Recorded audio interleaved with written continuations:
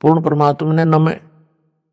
जब जब भूल पड़े, इस पत्र में सार ज्ञान की एक झलक है सेवा में। पूज्य गुरुदेव स्वामी रामदेवानंद जी महाराज जी को दंडवत प्रणाम। गुरु जी के श्री चरणों में कोटि कोटि नमन। परमेश्वर कबीर जी के हीरे मोती लालो व सर्व संगत को दास का शुभ आशीर्वाद। आप सभी की अटूट श्रद्धा गुरुदेव के चरणों में सदा बनी रहे।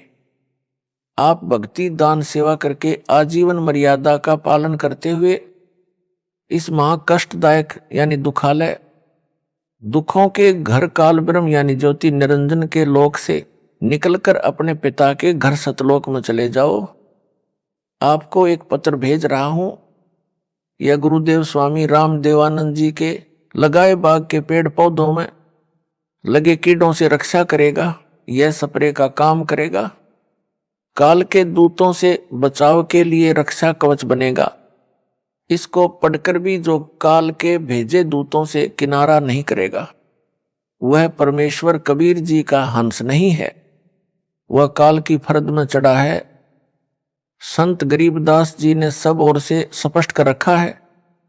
कहा है कि गरीब सटदल दोनों दिन का दिल में दोष ना धार। सतगुरु का कोई एक है काल का भरा संसार। अर्थात जो मार्गदर्शक गुरु पद पर परमेश्वर का भेजा संत है, उसे सांत्वना देते हुए कहा है कि जो परमेश्वर कबीर जी की शरण नहीं आते या आकर फिर काल के दूतों के खेमे में चले जाते हैं, उस कारण से महादुखी ना हो, उनके प्रति दोष दिल में ना मान कि इतना समझाने के बाद नरक में जा रहे हैं।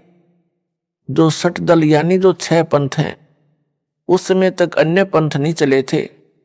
गिरी पुरी नाथ वैष्णव आदि आदि तथा दोनों धर्मों हिंदू तथा मुसलमान के व्यक्तियों को काल ब्रह्म ने जकड़ रखा है। ये सब काल की फरद में चढ़े हैं। सतगुरु का तो कोई कोई हंस यानी भगत तथा भगतमती है, वह दृढ़ रहेगा। सर्व संगत के लिए यह पत्र संजीवनी से कम नहीं है। इसको महीने में या जब इच्छा हो अवश्य सुनते या पढ़ते रहना है। इसको नित्य पाठ की बजाय मासिक पाठ समझकर जब इच्छा हो अवश्य पढ़ना या सुनना है। यह रोग प्रतिरोधक जड़ी यानी काल के प्रभाव को रोकने का काम करेगी। अपनी भक्ति क्रियाओं पर दृढ़ विश्वास बनेगा। विश्वास के बिना भक्ति सफल नहीं होती। आशा करता हूं जो काल के दूतों के जाल में फंसे हैं, वे भी पुनः विचार करेंगे, अपने निज घर की सुध लेंगे, जीवन की रक्षा करेंगे और अन्य सुरक्षित रहेंगे। हे मानव शरीर प्राप्त प्राणियों, आपको अनमोल अवसर मिला है अपना कल्याण करवाने का। सब सद्ग्रंथ तथा सब पहुंचे हुए संत यानी परमात्मा प्राप्त संत तथा स्वयं परमेश्वर कबीर जी बताते हैं, जो उनकी अमर वाणी में अंकित हैं कि मानो स्त्री पुरुष का जन्म दुर्लभ है, यह बार बार नहीं मिलता। जैसे प्रमाण मिलता है कागभूषण का, उसने यही बताया है कि मैंने अनेकों मानव जन्म बिना भक्ति के व्यर्थ किए। कुछ परिस्थिति ऐसी बनी जिस कारण से एक गुरु बनाया जो भगवान शिव का उपासक था। मेरे से भयंकर गलती हुई, मैंने अपने गुरु का खड़ा होकर सम्मान नहीं किया, जिस कारण से मेरे को भगवान शिव ने आकाशवाणी द्वारा श्राप दिया कि तूने अपने गुरु का अपमान किया है, मेरे लोक में आने योग्य तू नहीं है, तेरे को 1 लाख वर्ष तक नरक में डाला जाएगा। ये आकाशवाणी गुरु जी ने भी सुनी। गुरु जी को पता नहीं था कि इसने ऐसी गलती की है। तब गुरु जी ने कहा कि भगत परमात्मा शिव जी से क्षमा याचना कर। कागभूषण को साथ लिया। गुरु जी ने भगवान शिव से आंखों में पानी भरकर याचना की कि हे भगवान, बालक है, गलती हो गई, क्षमा करो। ऐसी प्रार्थना कई घंटों की।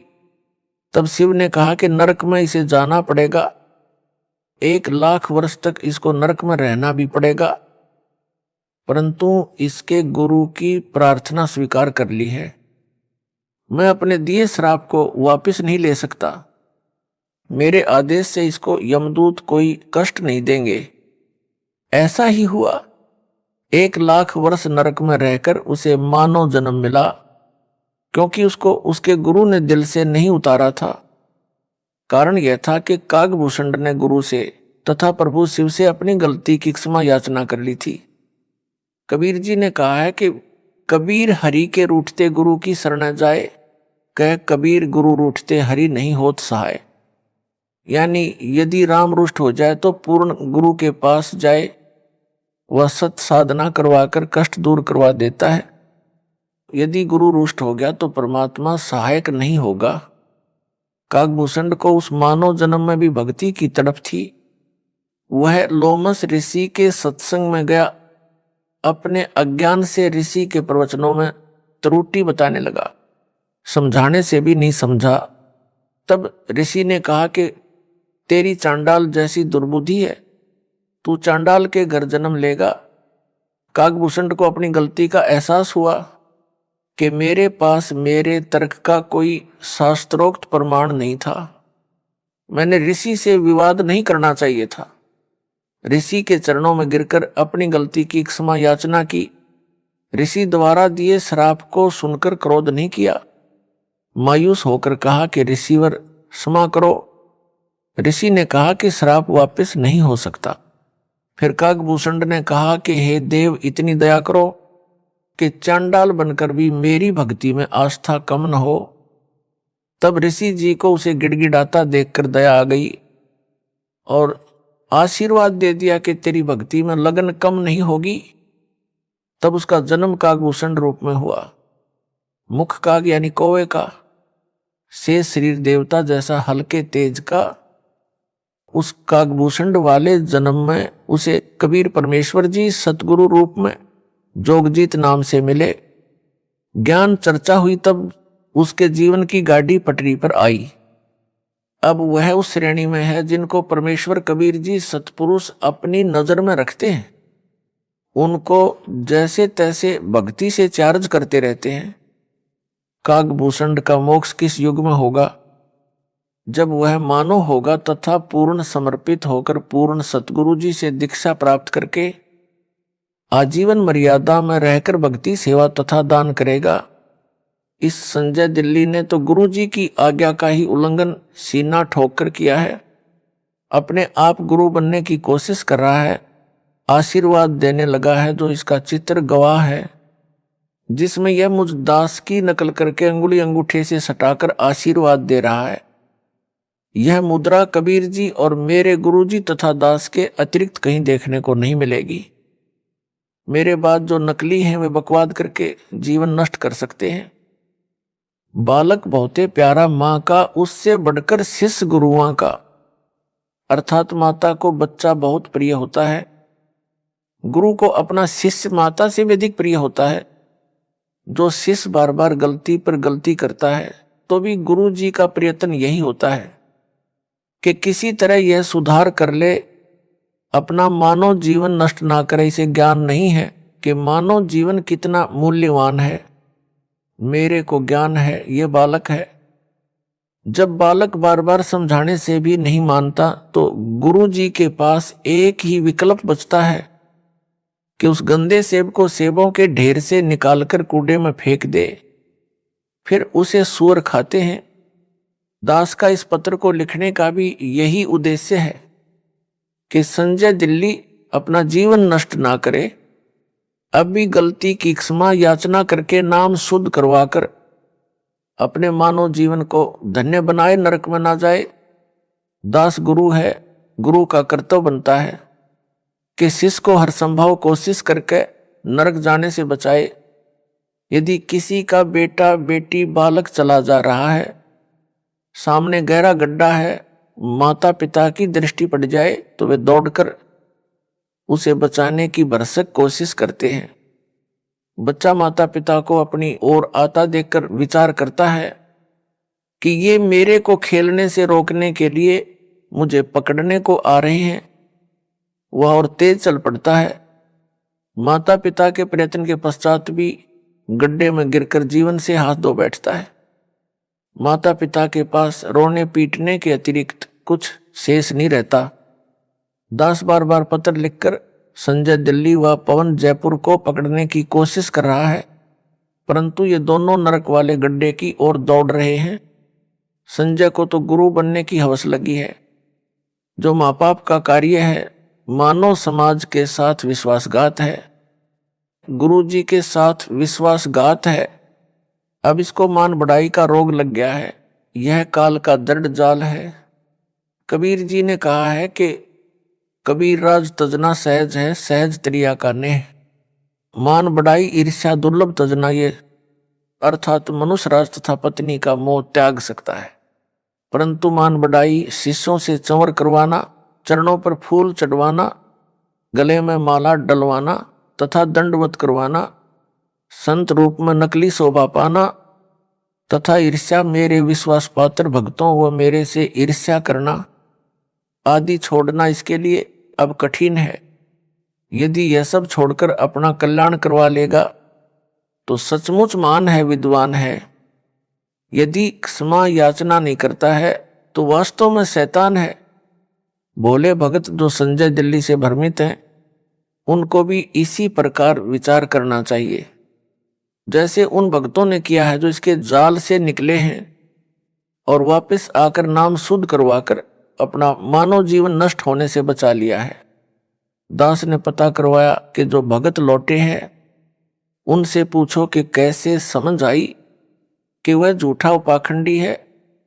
उन्होंने बताया कि संजय दिल्ली कहता था कि मैं गुरु जी का सम्मान करता हूं।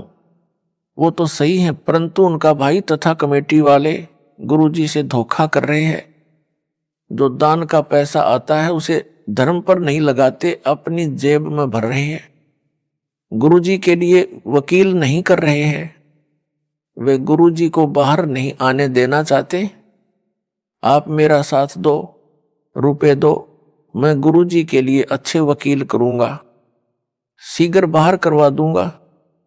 हमने उस संजय को बहुत रुपए दिए, परंतु उसने कुछ नहीं किया। गुरु जी हिसार जेल में वह सत्संग करता था मेरठ में और कहता था कि जब तक गुरुजी को बाहर नहीं निकलवा दूंगा तब तक यहां मेरठ में हर सप्ताह सत्संग करता रहूंगा। उसकी ऐसी बातें अच्छी तो नहीं लगती थी, परंतु उसकी झूठ बहुत साफ सुथरी थी। हमारी बुद्धि पकड़ नहीं पा रही थी। जब गुरुजी का पत्र आया कि इसे पैसे ना दो, इसने 50 लाख रुपए भक्तों से वकील करने के नाम पर ठग लिए हैं तथा इसको यानी संजय को गुरुद्रोही घोषित कर दिया है। उसने यानी संजय ने कहा कि यह गुरु जी का पत्र नहीं है, उनके भाई ने झूठा पत्र उनके नाम से भेजा है। हमें पत्र में लिखी भाषा गुरु जी के भाई की नहीं लगी, क्योंकि हम आश्रम में जाते थे तो उनका भाई एक कमरे में बैठकर शंका का समाधान किया करता। हमने कई बार उनके पास बैठकर उनका ज्ञान सुना। ज्ञान वही गुरु जी वाला था, परंतु जो प्रवचन की भाषा गुरुजी की है तथा जो पुस्तकें गुरुजी ने लिखी है वह भाषा पत्र की भाषा से पूर्ण रूप से मिलती है, उनके भाई की भाषा से नहीं मिलती। संजय दिल्ली अब स्वयंभू गुरु बनकर आशीर्वाद देने लगा। यह बात हमें खटकी कि हमारा गुरु भाई हमारा गुरु कैसे हो सकता है। इसे नाम देने का अधिकार भी गुरुजी ने नहीं दे रखा। यह सच में ढोंगी व झूठा है। उसी दिन से इससे गलानी हो गई। हमारी किस्मत अच्छी थी कि हमने नाम शुद्ध करवाकर अपने को नरक जाने से बचा लिया। अन्य गुरु भाई तथा बहनों से भी निवेदन करते हैं कि इसके जाल से निकलो और अपने गुरु जी की शरण में दोबारा आ जाओ। इसे भी साथ ले आओ, इसको भी नरक जाने से बचाओ। स्वयंभू गुरु बनकर ये 100-200 का जीवन नष्ट करेगा, अपना तो कर ही रहा है। जिन्होंने संजय को आश्रम के लिए जमीन दी है उनसे निवेदन है कि इस जमीन को गुरुजी की आज्ञा लेकर नामदान केंद्र के लिए दे दे।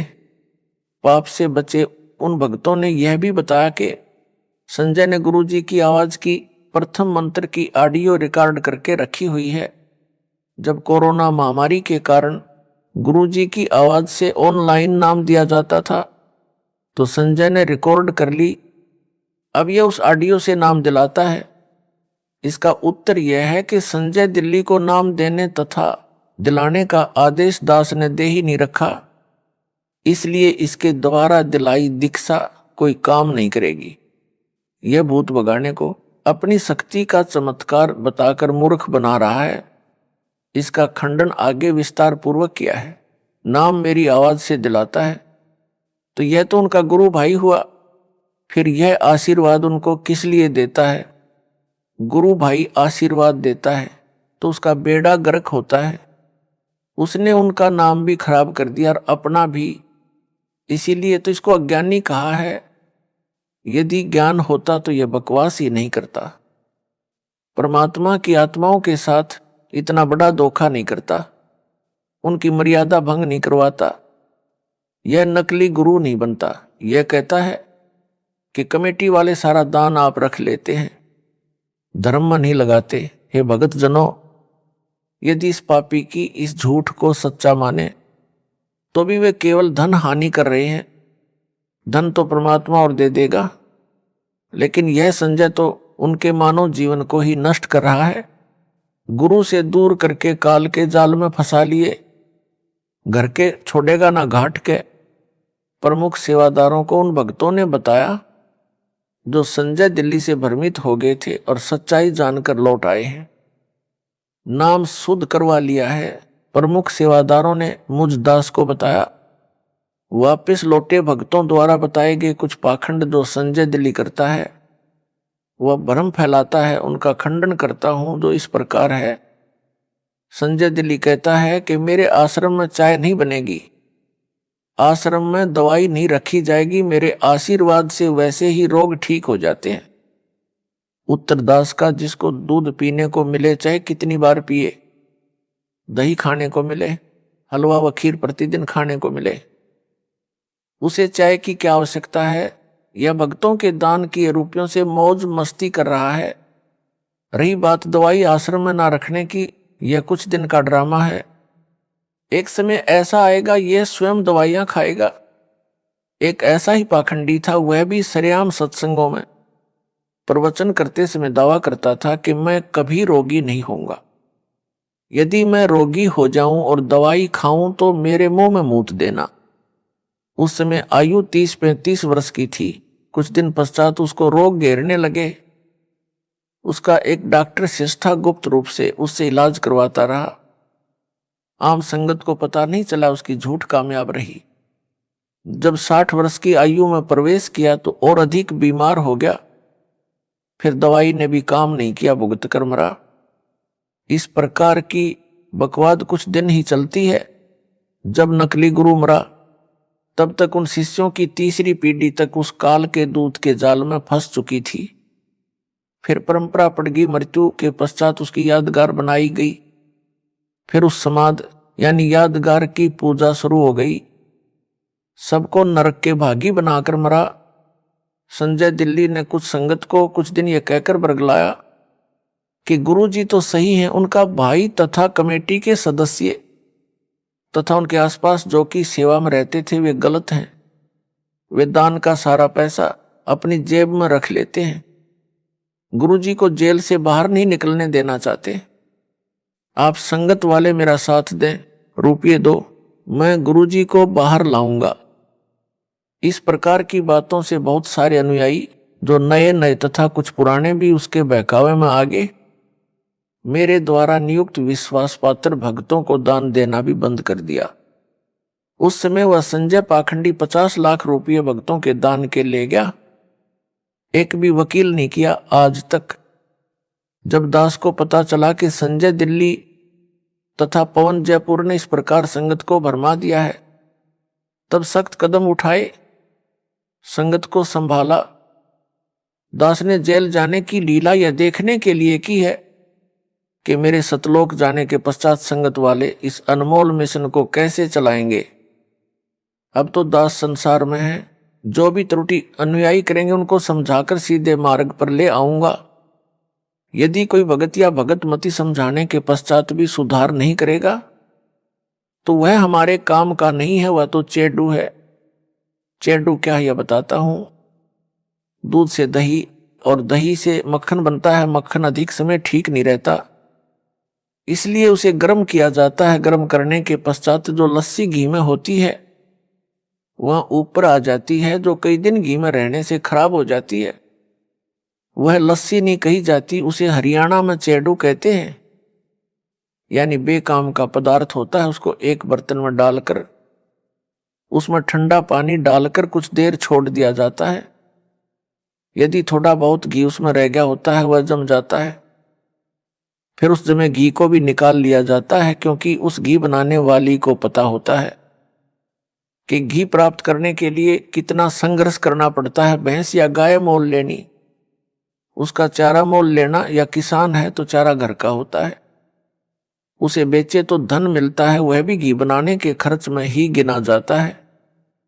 फिर भैंस गाय की देखरेख, दूध निकालना, गर्म करना, दही बनाना, फिर मक्खन बनाना, तब मक्खन को गर्म करके शुद्ध घी तैयार किया जाता है। इसलिए घी बनाने वाली बहन, बेटी या माई घी का कण भी व्यर्थ नहीं जाने देना चाहती। उस चेडू के ठंडा होने पर जरा सा भी घी मिलता है तो उसे भी निकाल कर रख लेती है।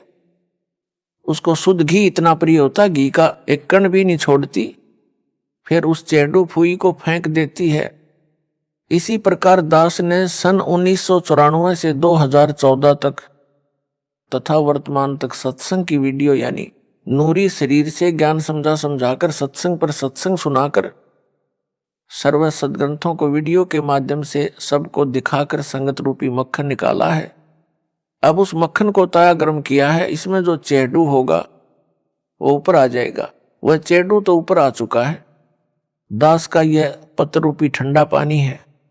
यदि कोई कण यानी अच्छी आत्मा उस चेडू में होगी उसे निकाल लूंगा, क्योंकि दास को शुद्ध घी यानी भगत आत्माएं जान से भी प्यारी हैं।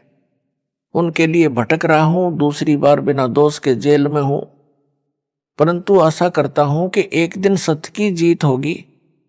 परमेश्वर कबीर जी से कुछ नहीं छिपा है। मुझे चाहे कितना कष्ट मिले, परमात्मा की आत्माएं काल के जाल से निकले, अपना कल्याण करवाकर अपने निज घर सतलोक में चली जाएं। दास आपको मासुखी देखना चाहता है, मुझे अपने कष्ट की कोई परवाह नहीं है, परंतु जो मन में बांस उपजा है इससे डर लग रहा है। गरीबदास जी ने कहा है कि संगत माही कुसंगत उपजा, जैसे वन में बांस आप घिस घिस आग लगाया करें वनखंड का भी नाश। अर्थात जैसे वन में अन्य फलदार व कीमती लकड़ी वाले पेड़ों के साथ साथ बांस भी उग जाता है।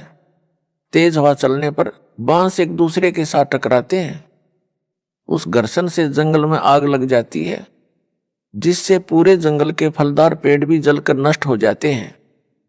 यह संजय साकट तथा पौन जयपुर वही कुसंगत उपजी है। कुछ संगत के भगत भी इनके साथ लगे थे। जब दास को पता चला कि संजय व पौन नाम के दो जालिम संगत में आग लगा रहे हैं, तब सब संगत को आदेश दिया कि इनका साथ छोड़ दो। जिन भक्तों को मैंने जिम्मेदारी दे रखी है उनकी बातें मानो। दान के सब पैसों का हिसाब दास के पास आता है, एक पैसा भी गलत प्रयोग नहीं हो रहा। कमेटी वालों ने सब हिसाब बनाकर संगत के पुराने भक्तों को दिखाया।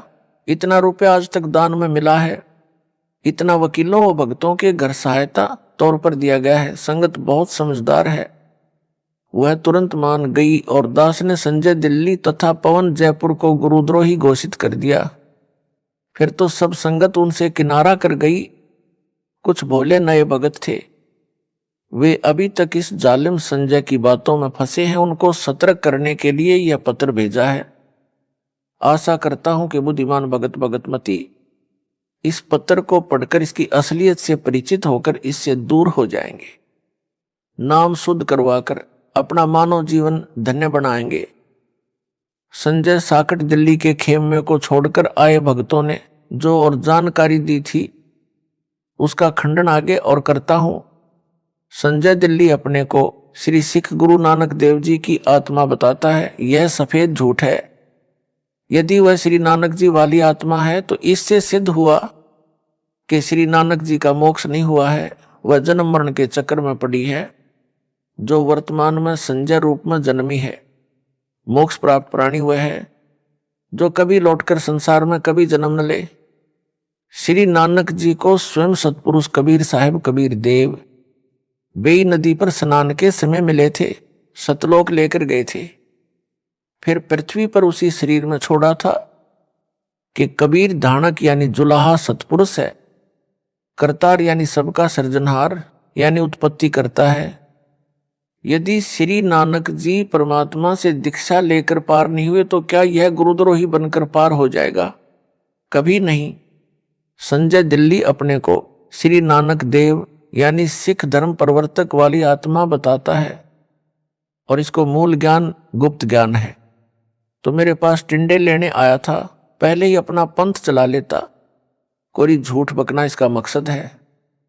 भोले भक्तों को भ्रमित करके गुरु स्वयं ही बना है। प्रेत योनि में जाएगा। जो परमात्मा कबीर जी ने अध्यात्म ज्ञान श्री नानक जी को बताया था वह सिखों के गुरु ग्रंथ साहिब में अंकित है। वही ज्ञान दास बता रहा है। श्री नानक वाली आत्मा इससे भिन्न ज्ञान कौन सा बताएगी? इससे भिन्न जो भी ज्ञान है वह अज्ञान है। काल के दूत की पहचान। जिस समय जोगजीत रूप में आए परमेश्वर कबीर जी से काल ज्योति निरंजन ने विवाद किया था, तब काल ने कहा था कि आप एक सच्चा कबीर पंथ चलाओगे, उससे पहले मैं 12 पंथ चलाऊंगा।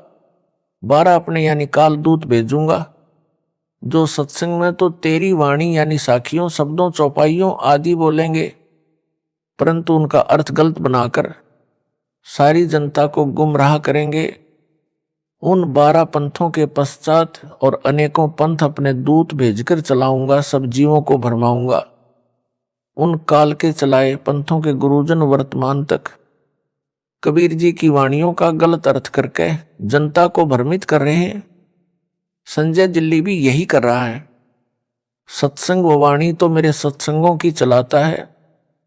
ऑडियो व वीडियो दोनों स्वरूप यानी फोटो भी मेरा वो कबीर परमेश्वर का रखता है, परंतु अपने अज्ञान से मेरे तत्व ज्ञान को अज्ञान बनाकर भ्रमित करता है। सफाई देता है कि यदि मैं काल का दूत होता, जैसा रामपाल ने मुझे काल का दूत बताया है, तो क्या मैं उनके सत्संग की वाणी सुनता या आश्रम में वाणी चलाता? संजय दिल्ली जिस प्रकार मेरे द्वारा बताए तत्व ज्ञान का अनर्थ करके बताता है, सामान्य भोला भगत भ्रमित हो जाता है। उदाहरण यह कहता है कि पेड़ की जड़ को रामपाल ने पूर्ण ब्रह्म बताया है। जड़ पूर्ण ब्रह्म नहीं हो सकती, उसे पोषक तत्व मिट्टी से मिलता है। पूर्ण ब्रह्म को किसी के सहारे की आवश्यकता नहीं है, जड़ को मिट्टी का सहारा लेना पड़ता है। इसका उत्तर जैसे विद्यालय में अध्यापक विद्यार्थियों को समझाते हैं कि दिन रात कैसे बनते हैं, उसके लिए एक तेल से जगने वाला दीपक एक मेज पर रखा जाता है तथा एक ग्लोब फुटबॉल के आकार का एक स्टैंड पर लटकाया जाता है। अध्यापक कहता है कि बच्चों, दीपक को सूर्य मानो, ग्लोब को पृथ्वी मानो। पृथ्वी घूमती है, तब जो भाग सूर्य के सामने आता जाता है वहां दिन होता है, जो भाग सूर्य के सामने नहीं होता वहां रात होती है। इस संजय जैसा मूर्ख विद्यार्थी तर्क दे कि दीपक सूरज नहीं हो सकता। दीपक को जगने के लिए तेल का सहारा लेना पड़ा, माचिस का सहारा लेना पड़ता है। सूर्य को किसी के सहारे की आवश्यकता नहीं। क्या वह विद्यार्थी बुद्धिमान हो सकता है? क्या वे उसके साथी जो उसके ऐसे तर्कों को सुनकर उसकी बातों तर्कों को सही मानते हैं, वे बुद्धिमान हो सकते हैं? दोनों मूर्ख हैं। यह तो एक उदाहरण है। ऐसा तर्क देना ही मूर्खता का परिचय देता है। ऐसे ही गीता अध्याय 15 के श्लोक नंबर 1, 4 तथा 16, 17 में वृक्ष का उदाहरण देकर सृष्टि की वह समर्थ परमेश्वर तथा सब देवताओं की स्थिति समझाई है। पाठकों, इसका खंडन इसी पत्र में विस्तार पूर्वक आगे भी किया है, कृपया वहां पढ़े। आपको पता चलेगा यह कितना विद्वान है और कितनी बकवास बकता है। भक्तों को विचार करना चाहिए कि जब गुरु जी ने गुरुद्रोही घोषित कर दिया तो वह कुछ भी सफाई देता रहे, नहीं मानना चाहिए। यदि वह सच्चा सुच्चा होता तो दास उसे क्यों दिल से उतारता, क्यों उसे गुरुद्रोही घोषित करता। माली का पौधा खराब हो जाए तो उसे जड़ से उखाड़कर फेंक देता है। उसे कष्ट बहुत होता है, परंतु और कोई विकल्प नहीं बचा था। सब दवाई व खाद डाला, परंतु व्यर्थ रहा। जैसे सेब विक्रेता की टोकरी भरी सेबों में से एक सेब दागी हो जाती है तो वह उसे निकालकर कूड़े में डाल देता है। उस खराब सेब को सूअर खाते हैं। कितना पौष्टिक तथा महंगा फल यानी सेब था। सेब विक्रेता को दुख बहुत हुआ सेब खराब होने का तथा फेंकने का। यदि नहीं फेंकता तो अन्य सेबों को भी वह गंदी सेब गंदा कर देती। संजय दिल्ली के अपलक्षण हद से ज्यादा देखकर इसे संगत यानी टोकरी से निकालकर फेंका। इसने एक पवन नाम के भगत को भी खराब किया जो जयपुर का रहने वाला है। इन दोनों को टोकरी से निकालकर फेंकना पड़ा। दास को दुख तो बहुत हुआ, परंतु विवश होकर यह कदम उठाना पड़ा। कबीर गुरु के दिल से उतरे, वह नाम बिहुना होए। जाको काल घसीट ही राख सके ना कोई। मानुष जन्म पाए कर खोए, गुरु विमुखा जुग जुग रोवे। गुरु से करे कपट चतुराई, सो हंसा भाव भर में आई। गुरु से कपट शिष्य जो राख है, यमराजा के मुख दर चाख है। संजय साकट कहता है कि रामपाल तो सतगुरु है, वह न संत है न भगत है न दास है। मैं दास भगत संत हूं। सारी संगत रामपाल को भगवान यानी साहेब मानती है। रामपाल सतगुरु है, भगत दास संत नहीं है। रामपाल ने 13वें पंथ के विषय में बताया है कि 13वें पंथ से सब अंधियारा हटेगा, वह संत भगत दास होगा। मैं यानी संजय ही वह संत भगत व दास हूं। रामपाल तो सतगुरु है। उदाहरण देता वाणी से, सतगुरु साहेब एक शरीरा। सतगुरु और साहेब यानी भगवान तो एक है। सारी संगत रामपाल को भगवान यानी साहेब मानती है, इसलिए साहेब और सतगुरु एक है। इसलिए रामपाल सतगुरु सिद्ध हुआ। अंधेरा तो भगत दास संत से हटेगा तथा सबका कल्याण होगा। वह मैं यानी संजय हूं। रामपाल को तो संगत भगवान यानी साहेब मानती है। फिर यह भी कहता है कि रामपाल भगवान नहीं हो सकता, इसने मां से जन्म लिया है। और यह भी कहता है रामपाल साहेब यानी भगवान है। साहिब और सतगुरु एक है, इसलिए रामपाल अज्ञान अंधेरा नहीं हटा सकता। अज्ञान अंधेरा तो दास भगत संत हटाएगा। वह मैं यानी संजय हूं, इसलिए रामपाल सतगुरु सिद्ध हुआ। इसको कहते हैं हुआ बाई बकदा, बिना सिर पैर की बातें। उस साकट से कहा जाए कि इससे आगे भी बोले, सतगुरु बिना ना लागे तीरा। पूर्ण चौपाई इस प्रकार है, सतगुरु साहेब एक शरीरा, सतगुरु बिना ना लागे तीरा। इसका अर्थ यह बनता है, सतगुरु व परमात्मा एक ही शक्ति होते हैं। सतगुरु के बिना न लागे तीरा का अर्थ है कि भवसागर के दूसरे तीर यानी किनारे नहीं जा सकता, यानी संसार से पार नहीं हो सकता। यदि वह मुझ दास को सतगुरु बताता है तो वाणी ही स्पष्ट कर रही है कि जीव का मोक्ष भी सतगुरु यानी रामपाल के बिना नहीं हो सकता। साकट संजय दिल्ली वाला फेल हुआ, यह उवा बाई बकता है।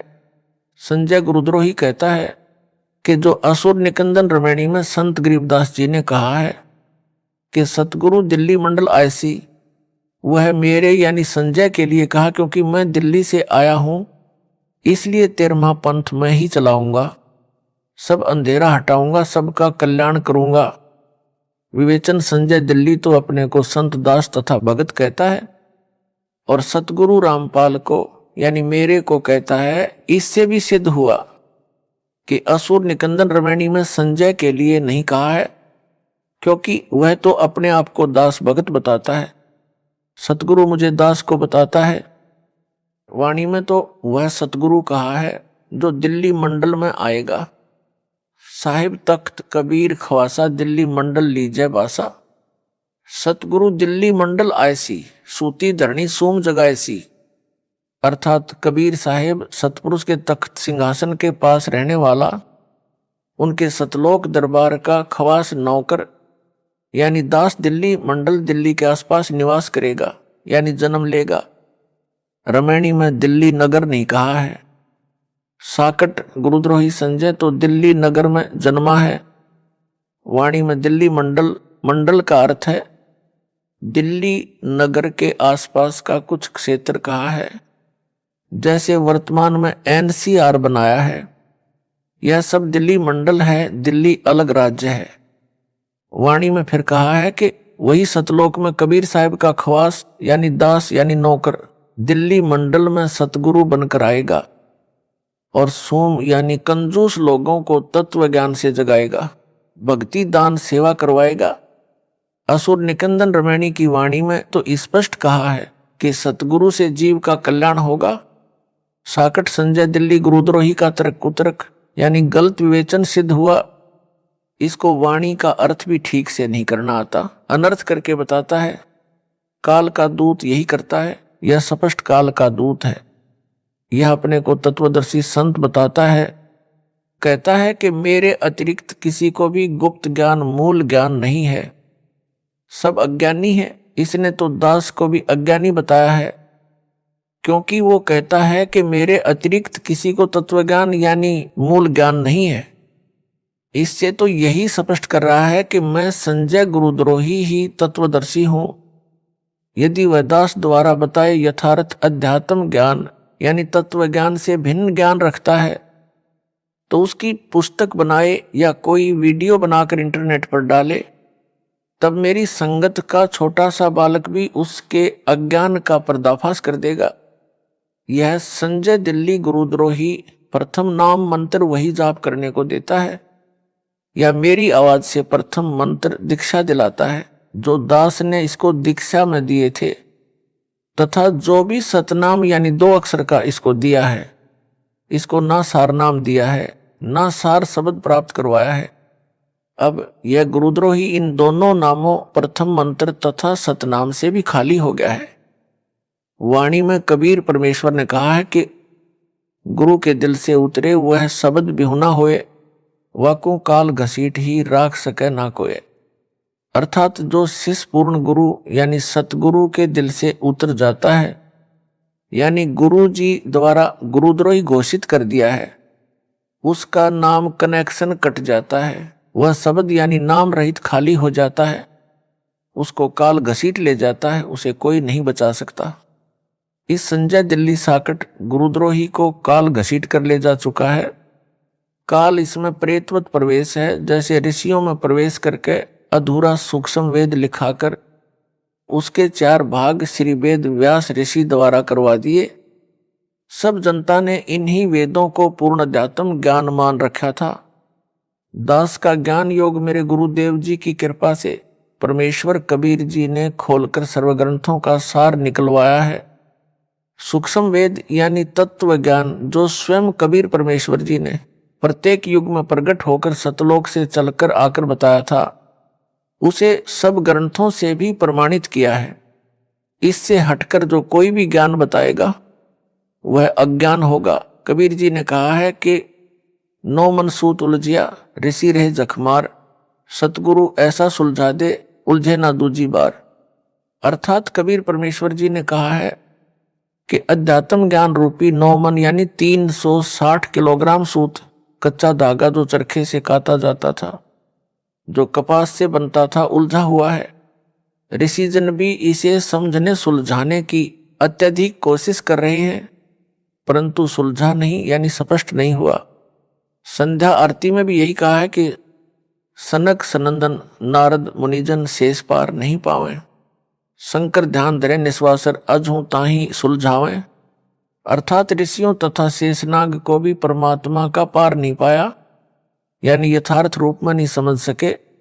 शंकर भगवान कहलाने वाला भी दिन रात हठ योग करके ध्यान लगाकर परमात्मा को समझने तथा ज्ञान सुलझाने में अभी तक लगा है, कुछ भी सुलझ नहीं पाया है। सतगुरु ऐसा स्पष्ट कर देगा यानी सुलझा देगा, जो फिर उस युग में दोबारा किसी के उलझाने से यानी अज्ञान बनाने से नहीं उलझेगा। इस वाणी से यह भी स्पष्ट हुआ कि तत्व ज्ञान को सतगुरु ही प्रकट कर सकता है।